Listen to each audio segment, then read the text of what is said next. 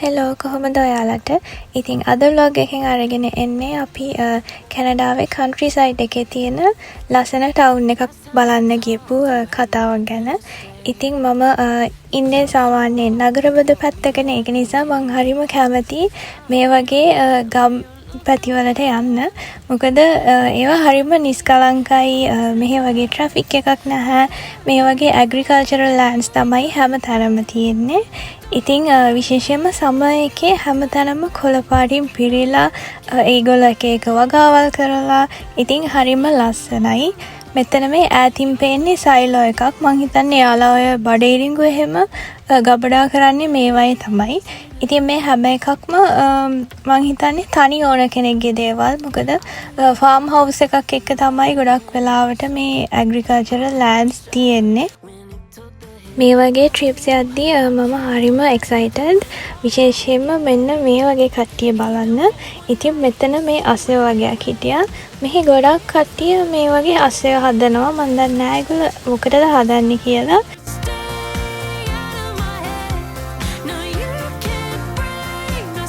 ඉතින් අපේ පළවෙනි ස්ටොප් එක වුණේ මෙන්න මෙතන.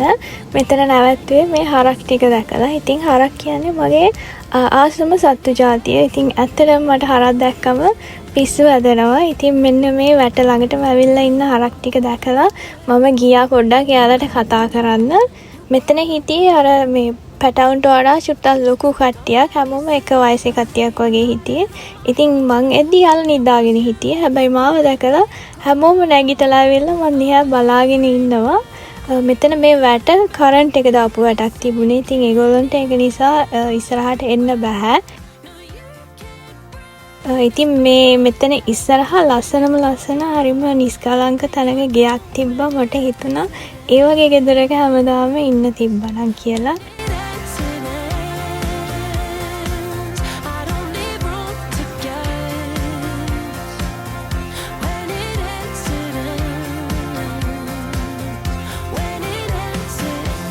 ඉතින් ඊට පස්සේ අපි මේ යන අතරමඟ තිබුණ පැරිස් කියන කියුට් ටවුන් එකෙන් අතර කළා කොෆි එකක් බොන්න.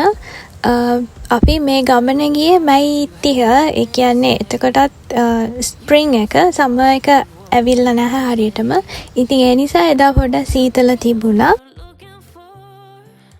අපි ටිකක් උදේම ගියපු නිසා ගොඩක් දේවල් වහලා තිබ්බේ. ඉතින් අපි මුලින්ම ටිකක් ටවුන් එකේ ඇවිදලා බැලුවා මොනවද තියෙන කැෆේ. එතකොට ටවුන් එකේ ලස්සන එහෙම පොඩ්ඩක් බලලා ඊට පස්සේ තමයි අපි ගියේ කොෆි එකක් බොන්න. මෙන්න මෙතන තිබුණ ඒ කැෆේ එක විතරයි වෙලාවේ අපිට හොයාගන්න පුළුවන් එකක් තිබුණේ. ඉතින් ඒ නිසා අපි ඒකට ගියා. ඒකේ මෙන්න මේ වගේ එන ලොකු බාල්දියක් වගේ කෝප් එකට තමයි හම්බුනේ කොෆි එක. ඒක රසයි. හැබැයි ගොඩාරියක් තිබුණා ඒකේ. කෝප්පේ මාර ලොකුයි. අපි ඉතින් ටිකක් වෙලා කතා කර හිටියා කොෆි එක බිබී. මම ගොඩක් වෙලාවට මේ වගේ ට්‍රිප් යද්දී උදේට කන්න සෑන්ඩ්විච් හරි මොනවා හරි හදාගෙන යනවා. නිකන් පික්නික් එකක් වගේ දැනෙනවා එතකොට මට. ඉතින් ඒ නිසා අපි කෑම මුකුත් ගත්තේ නැහැ. ඊට පස්සේ මම ඇවිදන් එද්දි මම දැක්කා මෙන්න මේ ලස්සන ආර්ට් එක. මේ ගාබේජ් බින් එකක් තමයි මේ වගේ ලස්සන ආර්ට් එකක් කරලා තියෙන්නේ. ඒක හරිම ලස්සනයි. මම මේ වගේ එකක් දැකලා තිබ්බේ නැහැ කලින්. ඊට පස්සේ අපි ආවා අපේ ෆයිනල් ඩෙස්ටිනේෂන් එකට. අපි මේ ආව ටවුන් එක තමයි ස්ට්‍රැට්ෆෝඩ් කියලා කියන්නේ. මේක ගොඩක් ප්‍රසිද්ධ කල්චරල් දේවල් වලට. ඒ කියන්නේ මේකේ ගොඩක් තියටර්ස් තියෙනවා. එක ඩ්‍රාමාස් පෙන්නනවා. මෙන්න මෙතන යද්දි මුලින්ම තිබුණා මේ ස්ටැචු එක හදලා. ඒක වර්ල්ඩ් වෝර් 1 එකේදී නැති වෙච්ච කට්ටියට මෙමරි එකක් විදියට තමයි හදලා තිබ්බේ. එයාලගේ නම් ලිස්ට් එකකුත් මෙතන ලියලා තිබුණා. ඊට පස්සේ අපි ආවේ කැනුයින් වලට. හැබැයි ඒගොල්ලෝ අපිට රෙකමන්ඩ් කළේ නැහැ කැනුව එකක් ගන්න. මොකද අපි කලින් එක්ස්පීරියන්ස් තිබ්බේ නැති නිසා. ඒ නිසා ඒගොල්ලෝ කිව්වා මෙන්න මේ පැඩල් බෝට් එක try කරන්න කියලා. මොකද ඒක ස්ටේබල්, ඒක සේෆ් කියලා. ඉතින් අපි මේ බෝට් උපදින්නේ ඒවොන් කියන රිවර් එකේ.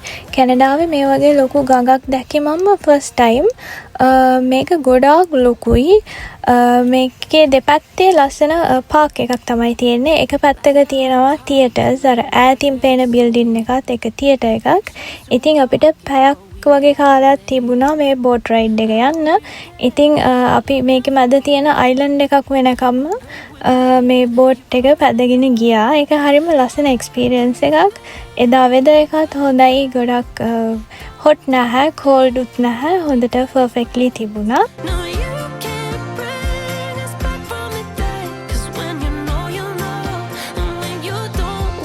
ඉතින් අපිට ගඟ මැදදී හම්බුණා මෙන්න මේ ගූස් ෆැමිලි එකත්. ඒගොල්ලෝ බබාලවත් අරගෙන පීනගෙන යනවා කොහේ හරි. ඇත්තටම මේ මෙතන තිබුණ පාක් එකෙත් පිරීලා හිටියේ ගූස්ලා. ඉතින් මගේ vlog එකේ ඉස්සරහා වීඩියෝ ක්ලිප්ස් වල මම දාලා තියෙනවා ගූස් ෆැමිලිස් එයාලගේ බබාලත් එක්ක ඉන්නවා. ඉතින් බෝට් රයිඩ් එකෙන් පස්සේ අපි ආවා ඒ ගඟ ඉවුරේ තියෙන පාක් එකේ ඇවිදින්න. ඉතින් මම කිව්වා වගේ මේ ඉන්නේ අර ගූස් ෆැමිලිස්. මේ වගේ ෆැමිලිස් හිටියා 10කට වඩා හැමතැනම. ඉතින් මේ ඉන්නේ මේ කට්ටිය මෙයාලගේ බබාලත් එක්ක. දැන් ඒගොල්ලෝ ටිකක් ලොකුයි. මෙතන තවත් ෆැමිලි එකක් මේ හිටියා. මෙතන හිටපු ගූස්ලා ටිකක් හීලයි වගේ. ඒ කියන්නේ ඒගොල්ලෝ එහෙම යන්න try කරන්නේ නැහැ. ගූස්ලා හැබැයි ටිකක් ආඩම්බරයි. ඒගොල්ලෝ කොහොමවත් අපිව දැක්ක කියලා අයින් වෙන්නේ නැහැ. අපි අයින් වෙලා යන්න ඕනේ. So don't let me see your name lighting on my phone when it was you who let go of everything we could have been. Is it sinking in all your regrets? ඊට පස්සේ අපි ආවා ඒ Park එකේම ඉස්සරහ තිබුණ මේ Art in the Park කියන outdoor art show එක බලන්න. මෙතන ගොඩක් local artistලා ඒගොල්ලන්ගේ ලස්සන arts ඒ වගේම craft අරගෙන ආවෙලා විකුණන්න තිබුණා. මේක හැමදාම මේ පාක් එකේ තියෙන ඉවෙන්ට් එකක්. ඉතින් මම ඒ චිත්‍ර නම් අරගත්තේ නැහැ. මට තියන්න තරකුත් නැහැ. අනික ඒවා එක්ස්පෙන්සිව්. හැබැයි ඒවා මාරම ලස්සනයි. මේවා මේ ලස්සන ගස්වල කොළ වේලලා එවයින් කරපු ආර්ට් එකක්. ඒ වගේම තව තිබුණා රීසයිකල් කරන මැටීරියල් වලින් හදපු ලස්සන ක්‍රාෆ්ට්ස් එහෙමත්. When it ends, it ends. I don't need room to guess. When it ends, it ends. මෙන්න මෙතන තියෙන ලස්සන පෙන්ඩන්ට්ස් ටික දැකලා නම් මට ගන්න හිතුණා එකක්. මේක මේ අමුතු ග්ලාස් වර්ගයකින් ඒ ග්ලාස් මෙල්ට් කරලා හදපු පෙන්ඩන්ට් එකක් කියලා මට කිව්වා ඒක හදපු එක්කෙනා. ඉතින් ඒක හරිම ලස්සනයි. මේක $15ක් වගේ තමයි උනේ. ඉතින් මේ පාක් එකේ මෙන්න මේ ලස්සන තැනදී මට පොඩි gift එකක් හම්බුණා. අපේ life goal එකක් achieve කරගත්ත නිසා. ඉතින් marry කරලා අවුරුදු 5කට පස්සේ සංජු මගෙන් will you marry me කියලා අහලා මට ring එකක් දුන්නා. ඉතින් මට diamond ring එකක් හම්බුණා. මම ගොඩක් ආසාවෙන් හිටපු gift එකක්. 'Cause when you know, and when you don't, when it ends, it ends. When it ends, it ends. End of the road, nowhere to go. You cut the ties, you burn the rope. It ends, it ends. When it ends. ඊට පස්සේ අපි ගියා මේ town එකේ තියෙන තවත් විශේෂ දෙයක් වෙන ෂේක්ස්පියරියන් ගාඩන් එක බලන්න. මේ ගාඩන් එක හදලා තියෙන්නේ විලියම් ෂේක්ස්පියර්ට උපහාරයක් විදියට. ඉතින් මම කියවනේ මේ ටවුන් එක ගොඩක් තියටර්ස් තියෙන හැම වෙලේම ඩ්‍රාමා පෙන්වන ටවුන් එකක්. ඉතින් ඒක නිසා තමයි විලියම් ෂේක්ස්පියර්ට උපහාරයක් විදියට මේ ගාඩන් එක හදලා නම් කරලා තියෙන්නේ ෂේක්ස්පියරියන් ගාඩන් කියලා. මේක තියෙන්නේ අර ගඟ අයිනෙමයි. ඉතින් මෙතන බලද්දී ඒ ගඟ හිඳිලා තිබ්බේ. හැබැයි අනිත් සයිඩ් එකේ නම් හොඳටම වතුර තිබ්බා.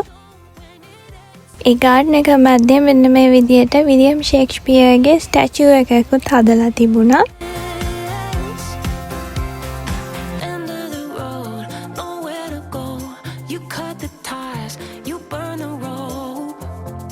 ඒ ගාඩන් එකේ මල් හිටවලා තිබුණාට තවම මල් මුකුත් පිපිලා තිබුණේ නැහැ. ඉතින් අපි මේ ගියේ මැයි මාසේ. ඉතින් මේක සමර් එක වෙද්දී නම් මල් වලින් පිරීලා ලස්සනට තියෙනවා ඇති. හැබැයි අපි ගියපු කාලේ ඉතින් තවම මල් හැදිලා තිබ්බේ නැහැ. Even for one night to see where we went. Here's ඉතින් ඊට පස්සේ අපි හිතුවා අපි ටවුන් එක බලන්න යනවා කියලා. ටවුන් එකට යද්දී මුලින්ම අපි දැක්කේ මෙන්න මේ කෝට් හවුස් එක. ඒක එදා වුණම් වහලා තිබුණේ.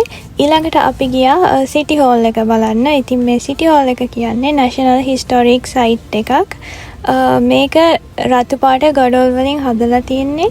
මේක ඕපන් කරලා තියෙන්නේ 1900. ඉතින් මේක ගොඩක් පරණ ගොඩනැගිල්ලක්.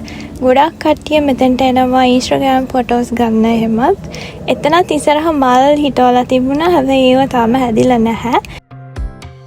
I really thought we might have been it. So my heart was shattered when it took the hit.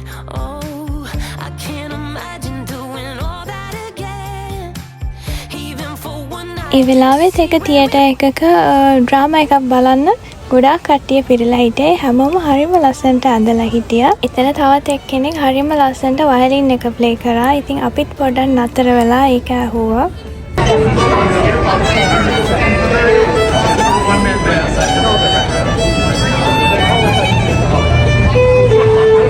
ඊළඟට අපි පොඩි චොක්ලට් කඩේකට ආවා ස්නැක් එකක් අරගන්න. ඒකේ මං කැමති චොක්ලට් එකක් නම් තිබ්බේ නැහැ. හැබැයි මං කැමති කෙනෙක් මට හම්බුණා වෙන්න මේ ලොකු බෙයා. එයාව හදලා එතන පුටුවකින් දෝලා තිබ්බා. එයා හරිම වස පාටයි. ඇත්තම බෙයා කෙනෙක් වගේ. ඉතින් සංජු නම් මෙන්න මේ චොක්ලට් එක අරගෙන තනියෙන් කෑවා. මම එච්චර ආස කෙනෙක් නෙවෙයි නිසා මං කෑවේ නැහැ. ඉතින් එච්චර තමයි එදා අපි විශේෂයෙන්ම කළේ. ඉතින් මගේ වීඩියෝ එක බලුවට ඔයාලට ගොඩක් thank you. සතුටින් පරිස්සමින් ඉන්න. bye.